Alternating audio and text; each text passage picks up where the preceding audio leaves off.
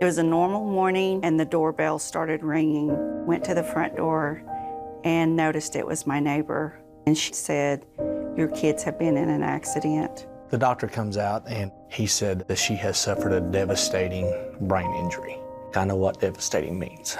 We had the funeral for Sasha on Saturday, and then our total concentration was on Tristan's health. They were into monitoring the bleed of Tristan's brain and told us if it didn't quit, he was going to have to do surgery. He does have a blood clot there, and I'm probably going to have to remove part of the brain, and that area of the brain controls the left side. And there's a very, very good possibility that he'll be paralyzed and at the minimum, maybe not have any purposeful movement on the left side. And after getting the news we had about Sasha, I think I told him, I don't care. If you can save his life, I'll carry him wherever he needs to go. We were 3.5 weeks into the induced coma, and they took him off the ventilator one time. He was trying to talk to him, and it was sure a blessing when you hear his voice for the first time. You still have that doubt until you hear him speak, and it was great joy. Whenever I first woke up from my coma, I woke up and I was in pain. My whole right side of my brain is completely dead, like there's nothing there. And with that, it broke me down because I was thinking, what am I gonna do with just my left side of my brain? It's not very functional.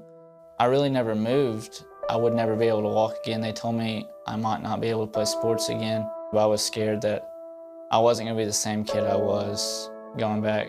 I was scared that I might have to be in a wheelchair. Whenever my parents told me that my sister died, I had this feeling already that she was gone.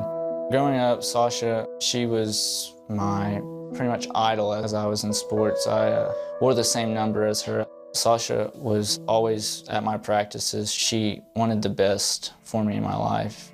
She always pushed me to be the best, and when I didn't want to, she got on me for it. She gave me the drive. She was there with me anytime that she could go. She wouldn't miss an event. I'll never forget those moments, and I totally trusted in God, and I told God what He decides is I'm gonna be happy with my life. The first thing they did was tell us, we're gonna go get the rehab ladies, and we're gonna get him up and let him walk this afternoon. And I'm thinking, he's from 69 pounds to 53 pounds. You can wrap your fingers around his ankles, and they're gonna get him up on the side of the bed and try to get him to walk. That was my thoughts, and they did. Wasn't a beautiful walk, but it was a walk. Whenever I got up out of the bed and I walked down that hallway, I got it in my heart and my mind that whatever I set my mind to do, I'm gonna do it, and I'm gonna do it the best I can, and then I'm never gonna give up. I had to learn everything over again, how to write and read. They had these puzzles with shapes, so I had to put like circles where the circle was, or like the square where the square was, how to tie my shoe, and I struggled with that a lot.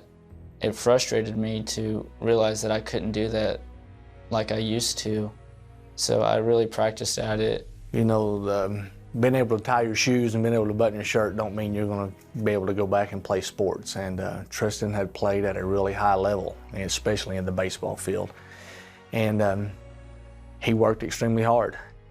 The doctors told me I would never do it again, but I believed in God. I was gonna walk that because it was a sunny day. And Tristan goes, "I'll just go with you, Mom." So we went to the track, and he took off running. I was walking behind him, and I thought, oh my gosh, there's some talent there. She was like, "Well, you're gonna go out for track and see if you like it." My very first race, there was 40 or 50 guys in the 800, and I took off. He was like in the middle of the pack, and before I knew it, I was on the phone with Doug saying, "You're not gonna believe this, Tristan's leading." I was like, man, I really like this. This is fun. I enjoy running. He ended up getting second that day. In that moment, I realized that was what I was gonna do with my life. I was gonna be a runner. I was gonna be a distance runner. We enrolled him in a competitive track club. We were the conference champions. We won every track event. The spring of his freshman year, he was the 3,200 meter state champion. He went on in his high school career to win 3 more state championships, 3 more state runner-ups, and never finished a single race at the state meet that he wasn't on the podium. And today, he is a freshman in college on a full track and field cross-country scholarship. That makes his dad feel awesome. The really thing that encouraged me the most was like getting up out of that hospital bed and be able to do all that stuff. And I go back to that a lot. The doctors told me I shouldn't be able to walk, that I should be paralyzed. I just think God was with me the whole time.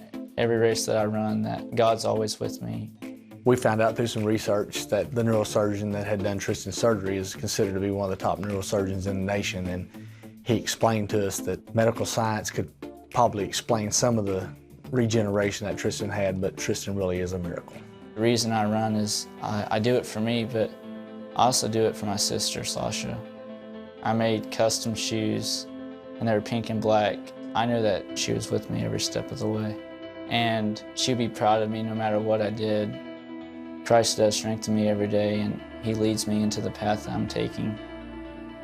For Tristan's career, he's won over 275 medals, and he's just getting started.